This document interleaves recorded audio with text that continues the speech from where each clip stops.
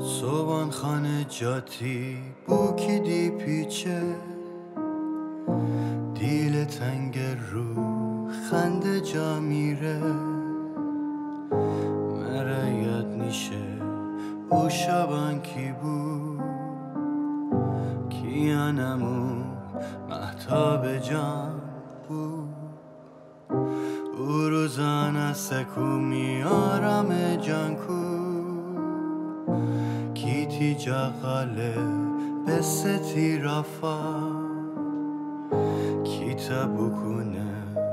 تی دست بی به دوا آخ بگمار تی عطر فدا تاره می روز تاره می دیر تنگه می جا